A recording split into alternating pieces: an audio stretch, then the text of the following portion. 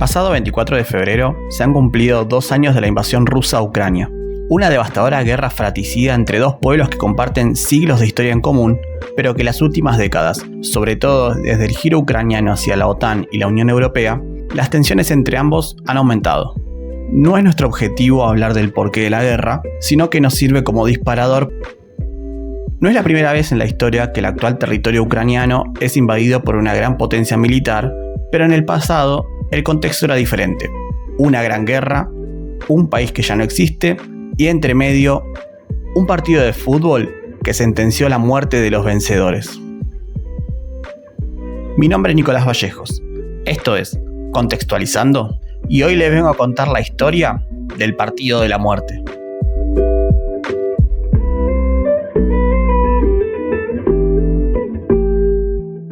¿Escuchaste hablar del Start Football Club? ¿Quiénes son? ¿Quiénes son? Si la respuesta es no, estás en lo cierto, porque no existe en la actualidad. Pero supo existir por algunos partidos únicamente, y así todo, tiene una épica historia para contar que para conocerla hay que viajar al pasado. Nos encontramos en 1941, en el contexto de la mayor guerra en la historia de la humanidad, la Segunda Guerra Mundial. El 22 de junio de ese año, Hitler lanza la Operación Barbarroja, el nombre clave que le dio a la invasión alemana a la Unión Soviética, un supraestado nacional que agrupaba a 15 estados actuales como Rusia, Ucrania, Bielorrusia, Estonia, Armenia, Lituania, Letonia, Moldavia, Azerbaiyán y muchos otros países terminados en istán, que le cedo el honor de nombrarlos a Hernán Cassiari. Paquitiscán, Chacatascán, uno gay que se llama Georgia. Hay que recordar que ambos países, en 1939, habían firmado el pacto Ribbentrop-Molotov, que aseguraba la neutralidad del gigante soviético a cambio de la mitad de Polonia. Maravillosa jugada. Además de otros acuerdos económicos y políticos. Aún así, para la Alemania nazi era un objetivo acabar con los bolcheviques. Así que deciden invadir la Unión Soviética, siendo la operación una de las mayores movilizaciones militares de la historia. Más de 4 millones de soldados en un rango de 1.600 kilómetros, una movilización jamás antes vista y menos a semejante escala. Todo esto sin contar los tanques, aviones, artillería y demás armamento. Este ataque tomó al ejército rojo totalmente desprevenido y el desastre fue total frente a la aceitada maquinaria de guerra alemana. ¡Máquina de guerra! ¡Máquina de guerra! ¡Máquina de muerte! ¡Máquina de muerte! Muchos de los pueblos que estaban bajo la órbita de Moscú los veían como libertadores, pero para los alemanes eran más de lo mismo, y no les interesó su apoyo, sino que también los oprimieron, y este es el caso principalmente de Ucrania. El 19 de septiembre de 1941, los alemanes toman Kiev, la capital de la República Socialista de Ucrania, y aplicaron un régimen de terror, tomando prisioneros de guerra, persiguiendo y asesinando a muchos civiles. Y aquí arranca la historia de hoy. Antes debemos aclarar que el fútbol, desde la Revolución Rusa de 1917, estaba como en el limbo. La selección no tenía permitido jugar partidos y los equipos no tenían una liga unificada en la década del 20. Ya en 1936 se crea la Liga Soviética y muchos son los equipos actuales. Y si vemos bien, en todas las ex repúblicas soviéticas hay nombres que se repiten. Y eso tiene que ver con su origen. Para empezar, los equipos sindicales. Los Lokomotiv, que pertenecían al sindicato ferroviario, como el Lokomotiv Moscú o el Trashkent de Uzbekistán, y los Torpedo, como el Torpedo Moscú, que pertenecían al sindicato automovilístico. Luego tenemos a los equipos de alguna actividad, como los Shakhtar, donde destacamos al Shakhtar Donetsk, que eran de los mineros, o los Metalist, como el de Kharkiv, que era de la industria del metal. Existió también un caso muy raro, un equipo que no se identificaba ni con sectores de la economía, ni con la política soviética, y se lo denominaba como el equipo del pueblo, y era el Spartak Moscú, que debe su nombre al esclavo romano Espartaco. Por último, los equipos de los sectores del Estado. El CSKA Moscú era el equipo del Ejército Rojo, quienes tenían otros equipos como el SKA San Petersburgo o The Lviv, pero solamente el CSKA Moscú lleva la C porque era la central. Por su parte, Zenit era de la industria armamentística, como el Zenit San Petersburgo. Y finalmente tenemos a los Dinamo, los equipos de la KGB, la policía secreta soviética, donde destacamos a nuestro equipo de hoy, el Dinamo Kiev. ¿Pero cómo? ¿No íbamos a hablar del Start Fútbol Club? Sí, ya te lo explico. El Dinamo es un equipo que existe en la actualidad y en esta época era el club más importante de Ucrania, el que le hacía frente a los equipos rusos, el orgullo del país. La Liga Soviética de 1941 no se completó por la invasión nazi. Con respecto al Dinamo, muchos de sus jugadores fueron llamados a combatir en el frente de batalla y los que quedaron fueron tomados como prisioneros de guerra una vez asegurado el control alemán de la capital.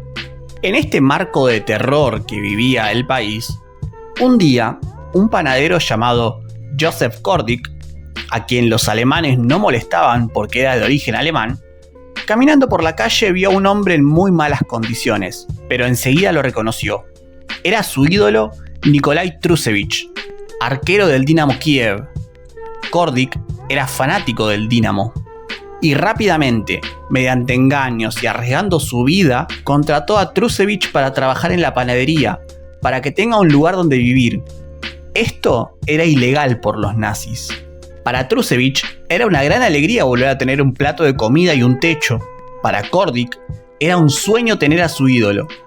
Ambos tenían charlas que siempre giraban en torno a la redonda, y fue así como al panadero se le ocurrió una idea: que el arquero ya no se dedicara a amasar pan, que le seguiría pagando, pero que se dedique a buscar a sus ex compañeros del Dinamo para salvarlos.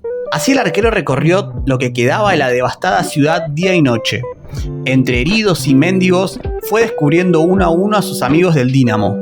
Kordik les dio trabajo a todos, esforzándose para que no se descubriera la maniobra. Trusevich también encontró a 3 futbolistas del Lokomotiv y también los rescató. En pocas semanas, la panadería escondía entre sus empleados a un equipo completo. Reunidos por el panadero, los jugadores no tardaron en dar el siguiente paso y, alentados por su protector, decidieron volver a jugar. Bueno, vamos a jugar. Además de escapar de los nazis, era lo único que podían hacer. Muchos habían perdido a sus familias a manos del ejército alemán y el fútbol era lo único que le quedaba de sus vidas anteriores.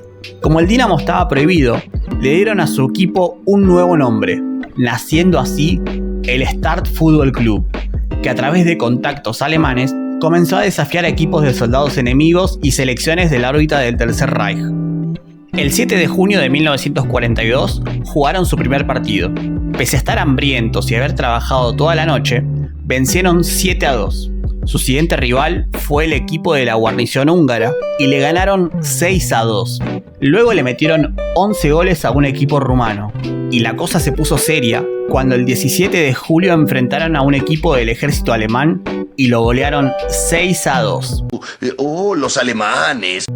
Muchos nazis empezaron a molestarse por la creciente fama de este grupo de empleados de panadería y le buscaron un equipo mejor para terminar con ellos. Llegó el MSG húngaro con la misión de derrotarlos, pero el Start lo aplastó 5-1 y más tarde le ganó 3-2 en la revancha. ¡Nunca ganan! ¡Nosotros sí ganamos! ¡Sábado! El 6 de agosto, convencidos de su superioridad, los alemanes prepararon un equipo con miembros del ejército, el Flakelf, un gran equipo utilizado como instrumento de propaganda de Hitler. Los nazis habían resuelto buscar el mejor rival posible para acabar con el Start, que ya había ganado gran popularidad en el pueblo sometido. La sorpresa fue total, porque pese a que los cagaron a patadas, el Start ganó 5-1. Luego de esa escandalosa caída del equipo de Hitler, los alemanes descubrieron la maniobra del panadero. Desde Berlín llegó la orden de matarlos a todos. Ahora sí viene lo chido. Pero los jerarcas nazis no se contentaban con eso. No querían que la última imagen de los ucranianos fuera una victoria, porque pensaban que matándolos así no harían más que perpetuar la derrota alemana. La superioridad de la raza aria, y en particular en el deporte, era una obsesión de Hitler y los altos mandos. Por esa razón, antes de fusilarlos, querían ganarles en la cancha. Yo a estas alturas yo ya me imagino a los ucranianos en modo meador, tipo Donofrio. Vengan a la cancha y jueguenlo, que lo pueden ganar, Créanme que lo pueden ganar, no somos tan buenos, nos pueden ganar. Con un clima tenso y amenazas por todas partes, para el 9 de agosto se anunció la revancha en el repleto estadio Zenit. Antes del choque, un oficial de la SS entró en el vestuario y en ruso dijo: "Soy el árbitro, respeten las reglas y saluden con el brazo en alto", exigiéndoles que hagan el saludo nazi. Ya en el campo, los futbolistas del Start alzaron el brazo, pero en el momento del saludo se llevaron al pecho y en lugar de decir Heil Hitler, Heil Hitler. Heil Hitler. Heil Hitler. Heil Hitler. Heil Hitler. Heil Hitler. Heil Hitler. Heil Hitler. Heil Hitler. Heil Hitler. Hi Barbie. Hi Barbie. Hi Barbie. Hi Barbie. Hi Barbie. Hi Barbie. Hi Barbie. Hi Ken. gritaron Fiscultura, un eslogan soviético que proclamaba la cultura física. Los alemanes marcaron el primer gol, pero el Start llegó al descanso ganando por 2-1. Hubo más visitas al vestuario. Heil Hitler. Heil Hitler. Heil Hitler. Heil Hitler. Heil Hitler. Heil Hitler. Heil Hitler. Heil Hitler. Heil Hitler. Heil Hitler. Esta vez con armas y advertencias claras y concretas. Si ganan, no queda nadie vivo. Creo que está hablando en serio. Imagínense cómo estaban los jugadores. Tenían mucho miedo y se plantearon no salir al segundo tiempo. Pero a su vez, pensaron en sus familias, en los crímenes que se cometían y en la gente sufrida que estaba en las tribunas gritando por ellos. Y salieron. Y les dieron un baile a los nazis.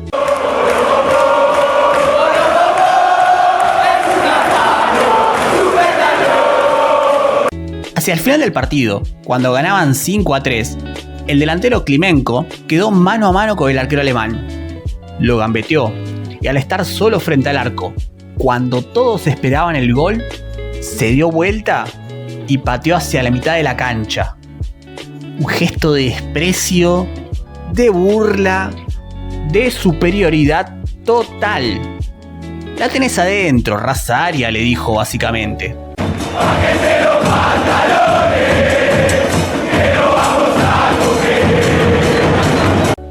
Como todo Kiev hablaba de la hazaña, los nazis dejaron que se fueran de la cancha como si nada hubiera ocurrido. Incluso el Start jugó a los pocos días y le ganó al RUK 8-0. Pero el final ya estaba escrito.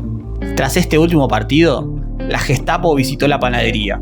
Heil Hitler. Heil Hitler. Heil Hitler. Heil Hitler. Heil Hitler. Heil Hitler. Heil Hitler. Heil Hitler. Heil Hitler. Heil Hitler.